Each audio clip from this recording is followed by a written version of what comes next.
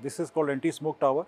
और anti smoke tower basically जो ऊपर एक हमने इंडस्ट्रियल फ़ैन फिट इन किया हुआ है, तो वो इंजेक्ट करता है एयर इस चैम्बर में, और इस चैम्बर के अंदर जो टेक्नोलॉजी एनेबल की हुई है उससे प्योरीफिकेशन का अमल स्टार्ट होता है। स्मोक में जो डिफरेंट पार्टिकुलेट्स हैं, PM2.5 हो गया, PM5 हो गया, PM10, उसको बेसिकली जो है ना एक्सट्रैक्ट करता है और एक फ्रेश एयर को जो है ना इंजेक्ट करता है हवा में at the rate of 50,000 cubic metre पर आवर के हिसाब से। इसकी हाइट 20 फीट है। ये बेसिकली अपनी नौइयत का एक पहला एंटी स्मोक टावर है जो पाकिस्तान में इस जगह पे लाहौर में महमूद बूटी में हमने डिप्लॉय किया है। इससे पहले ये इस टेक्नोलॉजी पे कभी काम नहीं हुआ। जिस एरिया में अभी हम खड़े हैं यहाँ पे जो एवरेज जो AQI है वो 1500 से 1600 माइक्रोग्राम पर मीटर क्यूब है। और क्योंकि ये इंडस्ट्रियल जोन है, यहाँ पे स्टील, चमड़े की और दूसरी इंडस्ट्रीज़ वगैरह भी हैं, तो यहाँ पे हमने डिप्लॉय किया है इन कोलैबोरेशन विद EPA। क्योंकि जब हम अपनी टेक्नोलॉजी को EPA के पास लेकर गए, उनके साथ हमारी एक डिस्कशन हुई, दे वर कन्विंस्ड, और उन्होंने फिर जो है ना हमें रूडा के साथ ताउन करके तो ये जगह जो है ना हमें दी, क्योंकि ओवरऑल मैक्सिमम कंसंट्रेशन है AQI की। उन्होंने कहा कि यहीं पे हम डिप्लॉय करेंगे,